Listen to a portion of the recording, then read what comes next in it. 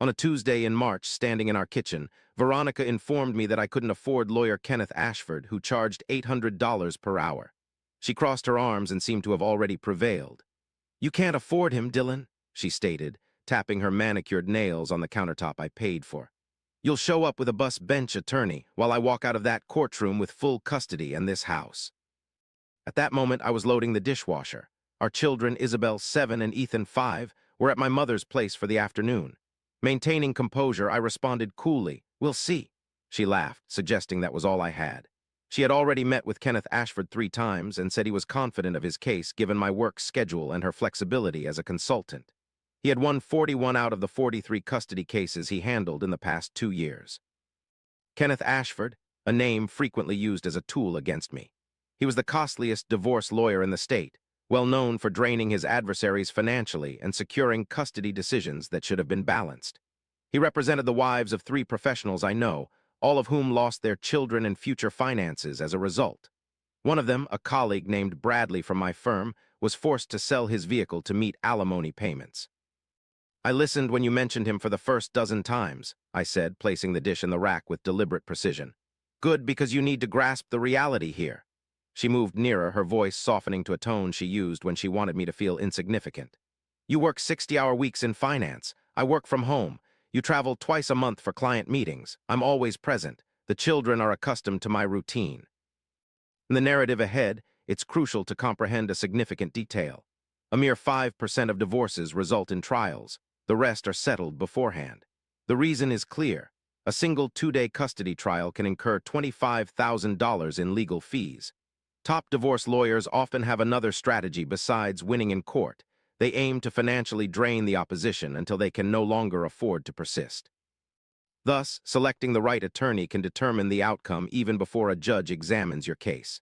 Now, let's delve into an extraordinary tale about a man who overturned this entire approach.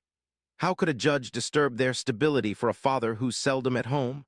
I wiped my hands on a towel and gazed at her, truly observing her. The woman I'd wedded 9 years ago was intelligent, career-driven, compassionate, and supportive of my professional endeavors, dreaming of crafting a shared existence together. The woman in front of me had morphed into an unfamiliar figure, one who was meticulously plotting our divorce with the same calculated precision she previously utilized for her marketing strategies. "You seem quite assured," I remarked. "I am assured," he replied. "Kenneth has expressed that our case is solid and he's already drafted the custody motion. He showed me the court proceedings are scheduled for May, and by June I will have full-time custody of the children. If I'm fortunate, I might see them every other weekend." She picked up her bag from the counter, examining her reflection in the microwave door. "I am dining with him tonight to discuss deposition strategies. Good night." She departed without a trace, leaving me behind. I heard her car leave the driveway as the sound of gravel crunching under tires faded into the tranquil early evening. I stood there for a minute, taking deep breaths, allowing my anger to convert into something productive. Something I could utilize. Then I headed to my home office, locked the door, and booted up my computer. The marriage had been faltering for 2 years, but for 6 months, I'd been gearing up for a battle that was inevitable. It began in September when Veronica casually mentioned Kenneth Ashford in conversation. Not about us, but about her friend Claire, who had just retained his services to dismantle her husband during a contentious custody dispute. Veronica seemed invigorated by the tale. She outlined the legal strategy with genuine admiration, discussing how Kenneth had buried the husband under motions and discovery requests until he ran out of funds and surrendered. Claire emerged victorious, securing the children, the house, and 70% of the retirement accounts. This conversation triggered a switch in my mind, prompting me to observe closely. I noticed Veronica spending more time on her phone, concealing the screen as I passed. I also observed her frequent visits to the gym at peculiar hours, like 10 p.m. on a Wednesday or 6 a.m. on a Saturday. Observed her resuming contact with her college roommate Neil via social media and meeting him twice within a week, then 4 times the subsequent week. I chose not to question her, but recorded the events. I initiated a personal journal, meticulously noting each of Isabel's soccer practices. Every parent-teacher conference, medical appointment, and bedtime story were logged in an encrypted document with dates, times, and specifics. When I was on business trips, I phoned the children at 7 p.m. every night, recording call durations in my phone logs. In October, I engaged a private investigator named Thomas Chen. Within 3 weeks, he verified the affair with Neil. 2-time weekly visits to hotels, consistently the Marriott downtown, room 412, paid for using a credit card believed to be private but identified in Thomas's surveillance images. His apartment during weekends, while she claimed to attend yoga retreats.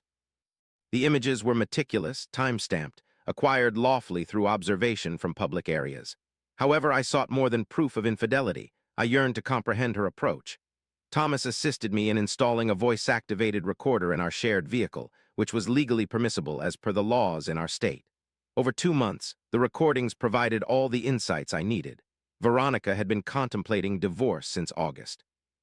She had consulted Kenneth Ashford prior to requesting marriage counseling. Her discussions revolved around concealing assets, particularly undervaluing her consulting business to prevent its inclusion in property division. She spoke about presenting me as an absent father despite my efforts to accommodate Isabel's soccer coaching and attend each of Ethan's school events. The conversations between Veronica and Kenneth were particularly revealing. She was advised on constructing a case to record every business trip, journal missed family dinners even if scheduled during work events, and craft a story of neglect and emotional distance. His actions closely followed his plan. One particular recording from November caught her attention, Veronica and Kenneth discussing finances. "He earns a good income," Veronica stated, "but he doesn't save. He spends it all on the mortgage, kids' activities, our lifestyle. If she pushes him into a lengthy legal battle, he'll exhaust his funds within 6 months." Kenneth chuckled. "That's when they settle, when they realize they're hemorrhaging money on legal costs and will lose anyway. We'll protract this through discovery, depositions, motions. By the time we reach trial, he'll be eager to terminate it." However, she made a crucial mistake. She believed I had no funds. Veronica understood my annual income as a senior director at a wealth management firm, amounting to $340,000. A substantial sum for a comfortable lifestyle, yet not lavish. What she wasn't aware of was the $4.2 million trust fund my grandfather had bequeathed me when I was 23. I chose not to disclose this secret. It wasn't due to deception, but because my grandfather's will contain specific stipulations, handwritten on his old typewriter. "This money serves for your security and the future of your children. Do not allow anyone to treat you differently due to it. Live your life independently." Throughout our marriage, I lived off my salary. The trust remained untouched, growing steadily in investments managed by a Boston-based firm with no ties to my work or personal life. Veronica had never seen the statements as they were sent to a PO box designed for this purpose, only reviewed once every 3 months, until I suspected she intended to divorce me and exploit our situation. In anticipation of Kenneth Ashford's actions against me, I began making calls. Initial contact was made to my Boston-based wealth manager, Gregory, who has managed both my grandfather's and my own funds for 3 decades and 17 years respectively. I granted him permission to sell off $2.8 million worth of assets, ensuring that the underlying principal intended for Isabel and Ethan remained untouched. Subsequently, I reached out to Patricia Hale, a corporate attorney whom I had met at a conference 2 years prior and who specializes in business acquisitions with a reputation for innovative problem-solving. I had referred 3 clients to her over the years, so she was under an obligation to assist me. Over coffee in downtown cafes in November, I disclosed my intention to purchase a law firm. Patricia showed no surprise as she had heard more eccentric requests. "Which law firm?" "Ashford & Partners, a 30-person firm with 8 partners, 22 associates and staff, and an annual revenue of approximately $14 million, with half the wealthy divorces in the state on their client list, was my target." Upon hearing this, Patricia delicately set down her coffee cup. "Yes," she confirmed, "you were interested in Kenneth Ashford's firm." She moved closer. Her motive: my spouse had hired him to dismantle me in a divorce, and I wanted to have control over him before we reached the deposition stage. After 5 seconds of silence, Patricia offered a single, sharp, menacing smile. "You intrigue me, Dylan. This is one of the most captivating potential acquisitions I've encountered in years. Let me make some phone calls." Ashford & Partners wasn't publicly traded, but like many law firms, it harbored internal conflicts that weakened its structure. Over a 2-week period, Patricia delved into the matter. She scrutinized corporate records, consulted legal recruiters, and interviewed ex-associates who had departed from the firm. Her findings were impressive.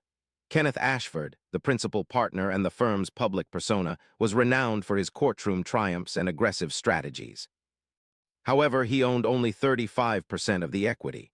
The remaining 65% was distributed among 7 other partners, and 3 of them, including the top earner, Thomas Blackwell, had been trying to oust Kenneth for 18 months. Their objective. Kenneth was an exceptional trial attorney, but a dismal manager. His solo choices resulted in the firm losing clients and increased partnership expenses, such as country club memberships, pricey suppers with potential clients who failed to materialize, a lavish car lease he justified for client relations. He fostered a hostile work environment that saw associates depart after 2 years instead of pursuing partnership, opting for rival firms. Thomas Blackwell and his supporters sought Kenneth's dismissal, but couldn't afford to compensate him. Kenneth owned a 35% share worth about $5 million according to the firm's current appraisal, and dissolving that amount would severely impact firm operations. They were in a deadlock.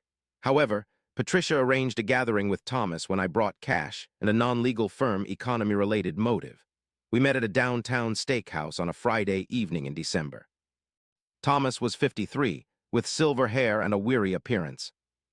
For 28 years, he specialized in family law. Ordering a scotch, he cut straight to the chase. "Patricia has suggested you wish to acquire this firm," he stated. "Why?" I disclosed everything, the affair, the secret recordings, Veronica's planning sessions with Kenneth, the intent to drain my finances while portraying me as an uninvolved father. The fact that I had been meticulously recording every moment with my children, while Kenneth counseled my wife on fabricating stories about my role in their lives. Thomas listened intently without interruption. Once I finished, he leaned back in his chair and gazed at his drink. "Kenneth has been orchestrating this for years," he murmured softly. "He doesn't merely represent clients. He instructs them on how to manipulate the system, deceive effectively, and drain their spouses financially. I have observed him guide both women and men, to be fair, through strategies that are legally permissible but ethically questionable. Insolvent, he instigates conflict where compromise could be reached, and you've maintained a partnership with him. For 2 years, I've been attempting to depart, but my equity and retirement are bound. I'm 53 years old and can't afford to abandon what I've constructed." Looking straight at me, he stated, "If you're sincere, I can secure 4 partners who will align with your vote. We'd hold majority control. What's your asking price?" Kenneth leaves with nothing more than what he contractually receives. Purchase his 35% for $3.5 million, below market valuation, justifiable by his managerial deficiencies and breaches of the morality clause we can substantiate. The rest of us remain as partners with revised equity shares. You become majority owner at 51%, and we reorganize the firm as Blackwell and Partners within 90 days. Kenneth's current cases are redistributed to other lawyers due to conflicts of interest. This includes your wife's case, which necessitates his immediate withdrawal as her representative, creating an incompatible conflict. She would have to secure fresh representation quickly as her deposition deadlines were approaching and could cause significant issues within 7 days. I extended my hand over the table. "Agreed." We sealed the deal with a firm handshake, his grip being both desperate yet resolute. "Just one query," Thomas asked. "Post-divorce, what's the plan? Will you retain the firm or sell it? That depends on whether you and your partners can manage it successfully without Kenneth's presence. We certainly can. A large portion of our clients stay with us due to me and the other senior partners, not because of Kenneth. The associates will be overjoyed at his departure. We might lose about 20% of our clientele during the transition, but we'll regain stability within a year. Then I'll keep it. I enjoy good investments." The acquisition progressed quicker than Veronica's affair. Patricia outlined the details as a private equity buyout through Controlled, Greenwich Ventures LLC, registered in Delaware and solely owned by her trust. By mid-January, I obtained written agreements from Thomas and his 3 associate partners. Patricia found a 5th potential partner who was hesitant but could be persuaded with suitable incentives, such as an increased equity share and funding for his mentorship program. On January 28th, we presented our proposition to the entire partnership in a special meeting. Kenneth resisted. He accused Thomas of betrayal, contended the valuation was manipulated, and threatened legal action for breach of fiduciary duty. Standing at the conference table, where he had discussed divorce strategies with Veronica, he argued that this kind of hostile acquisition was against our partnership agreement. However, Patricia, more meticulous than Kenneth's own lawyer, discovered that our firm's bylaws permitted private equity investment with a simple majority vote from the partners. They added a provision allowing compulsory acquisitions for behavior causing substantial harm to the company's reputation or financial position, based on evidence presented by Patricia. The evidence included 3 client complaints within the past 18 months concerning Kenneth's questionable tactics, billing records showing $47,000 in personal expenses charged to the partnership, notes from associate exit interviews describing a hostile work environment, and financial projections indicating declining revenue growth due to Kenneth's management decisions. When the vote was taken, it was 5-3 in favor of acquisition. Kenneth had 45 days to accept the buyout offer of $3.5 million or face removal under the partnership agreement's morality clause and breach provisions. He opted for the money. The payment of $3.5 million was structured over 3 years, with a $1 million upfront installment. On March 1st, I became the majority owner of Ashford and on March 3, Veronica informed me that my financial situation was insufficient to contest custody. Our first deposition was scheduled for March 15 at the firm's conference room, a place where Kenneth had often met with Veronica and briefed Thomas and Patricia. The plan required precision to create maximum psychological effect. Veronica, accompanied by Kenneth, arrived early, looking self-assured in a cream blazer and pearls while Kenneth reviewed case notes. They appeared relaxed, confident of their victory. I arrived with Patricia Hale 2 minutes before the deposition, causing a momentary falter in Veronica's smile and recognition from Kenneth Ashford upon seeing Patricia. Previously, they had clashed in court and Patricia had won against him in a contract case 2 years prior. Coolly, Veronica addressed Dylan, gathering her thoughts. "Dylan," she began, "you've employed Patricia Hale. In what manner are you financing her?" Patricia's retainer was $50,000, and her hourly rate was $950, information Veronica was aware of since she had inquired about hiring a competent lawyer for the divorce 2 weeks ago. I had mentioned considering someone good. Upon hearing about Patricia's fees, she had calculated the costs, visibly relaxed when assuming I couldn't afford it. I had revealed I was using a family friend who would offer me a discount. "I found a way," I responded. We settled at the polished mahogany table. The elderly court reporter, having likely witnessed 1,000 depositions, arranged her stenography equipment at the head of the table. Kenneth opened his folder with practiced ease. "We'll commence," he said, his voice resonating with the characteristic courtroom authority that made clients feel secure and opponents apprehensive. "Mr." he began, signifying the start. "In the case of Reeves v. Reeves, the deposition is being held." The conference room door creaked open, revealing Thomas Blackwell and 2 associates carrying boxes resembling bankers. A wave of paleness washed over Kenneth, his complexion paling significantly. "What's this?" he inquired sharply, only partially rising from his seat. Thomas placed a document on the table before Kenneth, displaying the same level of deliberation as if he had been anticipating this moment for nearly 18 months. The document was a conflict of interest notification. As of March 1st, this firm has been acquired by Greenwich Ventures LLC, now operating under the name Blackwell and Partners. The dominant stakeholder of that entity is Dylan Reeves. Consequently, I am obligated to inform Mrs. Reeves, in accordance with ethical guidelines and our client engagement terms, that this firm can no longer serve her interests because of an unresolvable conflict. Veronica regarded the document as though it were written in a language unfamiliar to her.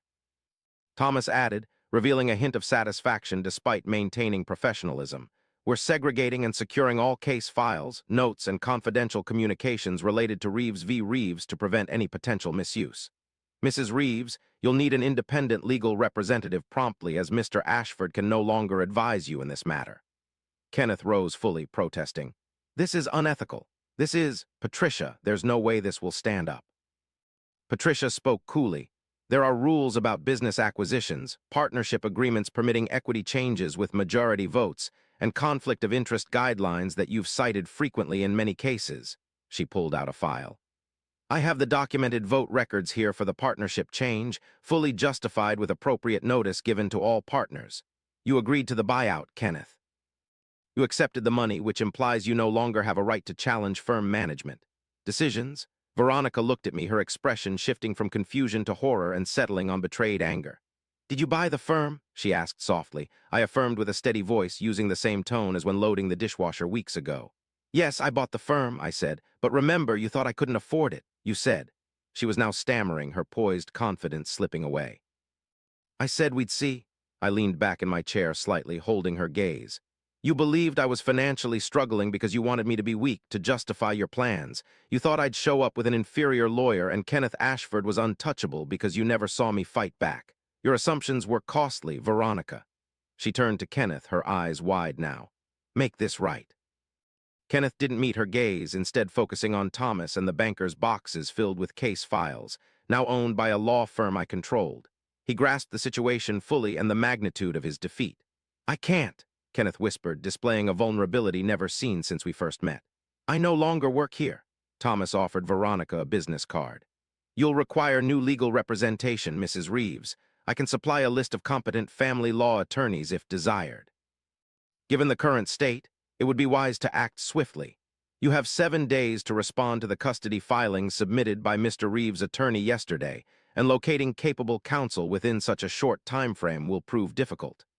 Veronica accepted the card with hands trembling noticeably now. The tailored blazer she'd opted for to exude confidence seemed misplaced on her now, resembling a discarded costume that no longer fit.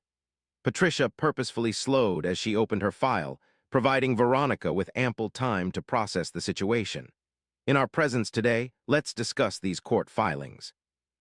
Mr. Reeves is making a case for primary physical custody over both children, Isabel and Ethan, supported by substantial proof of parental estrangement, revealed infidelity affecting their domestic environment, and strategic distortion of his role in their lives.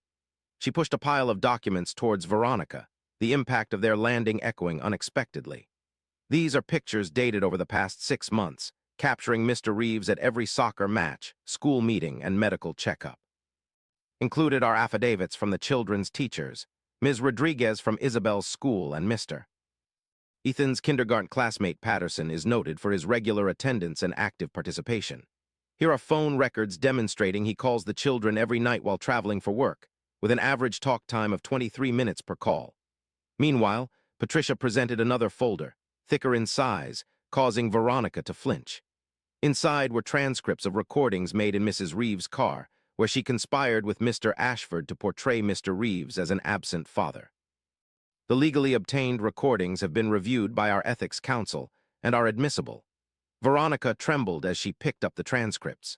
Her gaze moved across the first page, and I observed her facial expression as she read back her own words from November about being financially depleted and running out of money within 6 months. Conversations centered around records of missed events, including family dinners coinciding with work obligations she was aware of. "Did you record me?" he asked, his voice hoarse. "In a car legally allowed in our state," I replied. "Just as you documented each business trip and every dinner missed due to mandatory client meetings you informed about. It appears I've learned quickly from your documentation lessons, Veronica." Kenneth stood up, taking his briefcase. "This deposition concludes." "Agreed," Patricia responded smoothly. "We'll meet in court, or rather Mrs. Reeves and the attorney she hires within a week will be present. You, Kenneth, won't attend due to conflict of interest." Thomas and the associates gathered their belongings. Kenneth exited without further comment, not looking back, leaving the door with a quiet click, symbolizing an ending. Veronica remained motionless in her seat, clutching the transcripts. The court reporter was dismantling her gear, likely relieved not to transcribe the impending uproar. I rose. Patricia organized her briefcase with swift actions. "In all sincerity," I addressed Veronica, and my sentiment was genuine. "I never wished for this to be a battle. I wanted our marriage to thrive. When that proved impossible, I desired to share parenthood amicably, even if we couldn't remain married. I would have agreed to shared custody equally. I would have divided assets equitably, but you chose Kenneth Ashford. You chose the scorched earth approach. You chose to distort my character as a father." I retrieved my coat. "Thus I mirrored your intensity." She glanced at me. Her eyes were bloodshot, but she hadn't wept yet. She was still too stunned to cry. "For how long have you been plotting this?" she inquired, her voice soft. "Since September. From the moment you brought up Kenneth's name with that spark in your eyes, as if you'd found an ideal weapon. I fastened my coat. You were so intent on what Kenneth might do to me, you neglected considering what I could do to Kenneth or even to you. I departed. Patricia trailed behind. In the corridor outside the conference room, she permitted herself a slight smile. That was indeed rewarding. "It's not over," I replied. "Yes, but now you hold all the power. She'll compromise. She must." Within 3 days, Patricia employed a new lawyer, Michelle Park, a competent woman who swiftly recognized the mess she had inherited. Michelle contacted Patricia and requested a meeting before proceeding with any depositions or motions. Our encounter took place at Patricia's office on March 22. Michelle had spent the week scrutinizing everything: the custody papers, evidence folders, transcripts, timeline. "My client desires negotiation," Michelle stated directly. She seemed exhausted, suggesting she had spent numerous sleepless nights attempting to clarify reality to an unwilling individual. She is aware that the custody arrangement has undergone substantial alterations. "What's the proposal?" Patricia inquired, ready with her legal notepad. A 60-40 joint custody split favoring your client during the school year was mentioned. She retains the property but refinances to cover his equity at the current market value. She relinquishes any allegations of parental alienation or negligence, and they divide the remaining assets equally in a clean financial manner. I looked at Patricia. We had talked about this very situation 2 days prior. "A 70-30 custody arrangement," I replied. "The children would stay with me from Monday to Friday during the school year, with her on alternate weekends and one evening per week. My retirement accounts remain untouched. They were separate property since they predated the marriage. She keeps the house, but must pay me $340,000 for my equity within 90 days, not according to the refinancing timeline." Michelle glanced at her notes and then back at you. She was unwilling to endorse the declaration stating that all prior allegations regarding your parenting were fabricated and tactically driven. Essentially, she's being asked to confess to dishonesty. You stated bluntly that she colluded with Kenneth Ashford to concoct a misleading account of your relationship with your children. This collaboration is substantiated in the recordings. If she refuses to sign the declaration, we will proceed to trial where a judge listens to those recordings openly in court. This includes the local legal community, which she may require assistance from in the future, as well as potential new clients, will be privy to her actions. Divorce proceedings are matters of public record, and the recordings would be admitted as evidence. Any journalist covering family court could write about them. Sighing, Michelle closed her folder. 4 days later, Veronica consented to all matters discussed. The child custody plan granted me primary physical custody during the school year, with Isabel and Ethan residing at my house, attending their existing schools, and following their current routines from Monday through Friday. Veronica would have them every other weekend and for extended periods over summer holidays. Within 60 days, she intended to refinance the house and pay me $340,000 for my share of the equity, which was less than my half of the current market value. However, I no longer cared about the money, and she officially endorsed the statement. Upon delivery by Michelle, I read it 3 times. The statement said, "Veronica Reeves admits that the statements I made regarding Dylan Reeves' involvement in our children's lives during divorce proceedings were false and strategically motivated.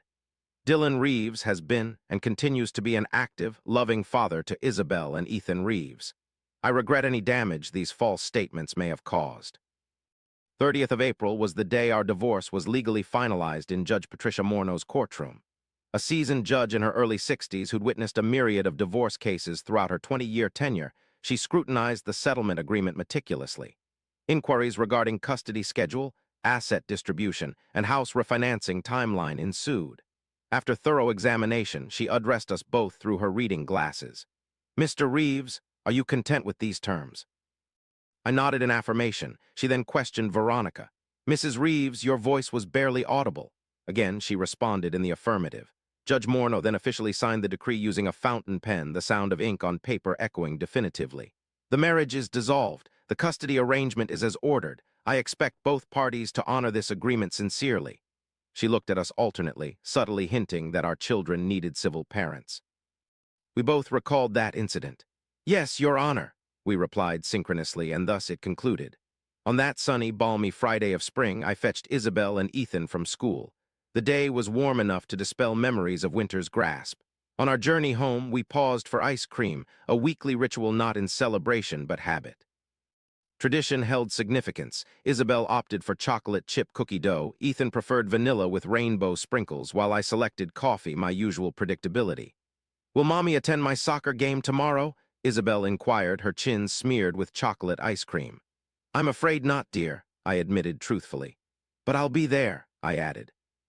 "You're always present, Dad." she stated matter-of-factly, as if the notion of my absence was preposterous. A statement that made every penny spent on the acquisition worthwhile. Ethan slumbered in the car ride home, his palms coated with vanilla ice cream, dinosaur plush tightly held against him. Upon arriving home, I carried him to his bedroom, wiped his hands gently with a warm washcloth, and tucked him into bed though it was only 5 p.m., knowing he'd awaken perplexed in an hour.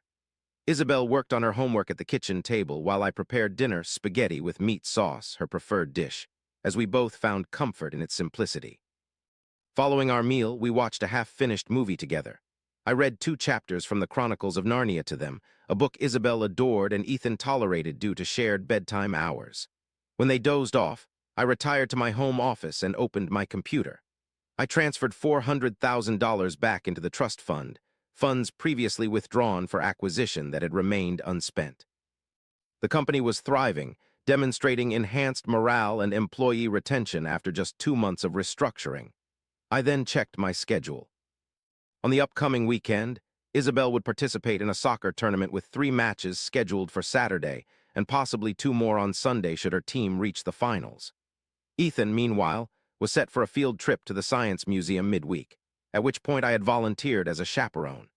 As for my own schedule, I had a client presentation slated for Thursday that required preparation, though it could be handled post-bedtime with the children. This, in essence, was our regular routine, the very life Veronica attempted to portray as neglect and abandonment. I found myself contemplating Kenneth Ashford, likely ensconced in a fresh office or perhaps working from home now, strategizing his next case while questioning how he'd surrendered control of his firm. I pondered if any lessons were gleaned from the experience. My thoughts then turned to Veronica, standing solitary in the house she had valiantly preserved, recognizing that her meticulously plotted triumph had transpired into utter annihilation. I wondered if she, too, found herself enlightened. Lastly, my mind drifted to what my grandfather had penned in his, 2 decades passed on that aged manual typewriter. This funds secure your life and your children's future, ensure no one disparages you due to it. Live independently, following your own path. Indeed, he was correct. The money didn't alter me. Instead, it provided alternatives when someone attempted to seize what held the greatest value. I shut down the laptop and went to sleep. Tomorrow, a soccer tournament awaited me, precisely where I desired to be. Epilogue 6MO and THS later. Blackwell and Partners swiftly adapted to its new pace, surpassing expectations. Thomas assumed control as managing partner. The firm's associate retention rate increased by 34% in the first quarter following Kenneth's exit. 3 departed clients returned due to Kenneth's aggressive strategies. 2 significant corporate clients agreed to family law representation, having learned the firm had been restructured under new leadership. I retained a majority ownership, but opted out of daily management. In my position, I focused on financial supervision and strategic planning, skills honed from my experience in wealth management. I left Thomas and the other partners to handle the legal aspect, as they excelled at it, except for when Kenneth interfered. The firm saw profitability within just 4 months of transition. My initial $2.8 million investment would recuperate in 3 years, afterwards generating genuine passive income. My grandfather would have commended this outcome. Veronica relocated to a 3-bedroom condo nearby in May, taking care to make it welcoming for the children.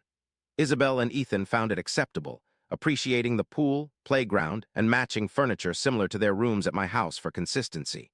We began our open relationship with Neil once the divorce was finalized. Veronica had previously denied this affair during depositions, but was later exposed through photographic evidence. Through acquaintances who remain connected to us both, it's been reported that she spread word I'd unexpectedly taken over the firm as if I'd somehow wronged her. I didn't challenge this account. Those familiar with me were aware of the facts. The children adapted better than anticipated. Isabel made the soccer all-star team in June. I reshuffled my work timetable to attend every practice and match, a routine I'd followed previously. Ethan began kindergarten in August. I escorted him on his first day, guided him to his classroom, and collected him later, as he chattered nonstop for half an hour about the block center and the child Marcus who could construct towers taller than others. During the weekends when they were with Veronica, I caught up on work, managed household chores, and reminded myself that this setup was beneficial, that children benefit from both parents, even when one parent has used the legal system as a weapon against the other. One Saturday in September, a year since I'd begun preparing for the unknown war Veronica was unaware of. I escorted the kids to the park by our residence. Isabel had netted 3 goals during her morning match against the Riverside team, leaving her brimming with energy as she darted around the playground apparatus. Ethan was diligently gathering leaves, confident that he could pinpoint every tree species in the park if only he possessed sufficient specimens. We ended up having ice cream again, a habit driven by importance, weekend custom, and our regular routine. "Dad," Isabel queried from the picnic table bench, swinging her legs. "Are you content?" The question took me aback. At 7, she already sensed adult feelings with an acumen that made my heart constrict, causing me to gaze at her. Shrewd beyond her years, resembling Veronica yet possessing my tenacity and propensity for direct queries. "Yes, darling," I responded, "I'm content." "That's great. It's because I enjoy living with you throughout the week I appreciate our routine." Ethan glanced up from his pile of leaves. "I agree. Can we have spaghetti tonight? We usually have spaghetti on Wednesday, so it seems enjoyable every day." In that moment, a profound realization occurred, only to be replaced by discussions about dinner options, but the question lingered. Was I content, not due to winning the divorce, not because I outsmarted Kenneth Ashford or witnessed Veronica's plan fail live, not because I'd proved a point. My happiness stemmed from my children being with me, from safeguarding what was most valuable, from demonstrating that underestimation doesn't equate to weakness. It merely means others hold incorrect information. Most importantly, she had misjudged me. She thought I'd falter under pressure, that I'd arrive unprepared. She believed I'd capitulate to Kenneth Ashford's terms due to lack of resources or determination to resist. All her strategies were based on these assumptions, yet each and every one proved false. I finished my coffee ice cream, a constant after all these months, and watched my kids frolic in the afternoon sun. Isabel was showing Ethan how to negotiate the monkey bars correctly, supporting him as he stretched for the next rung. They were secure, cherished, and with me. The rest was merely details.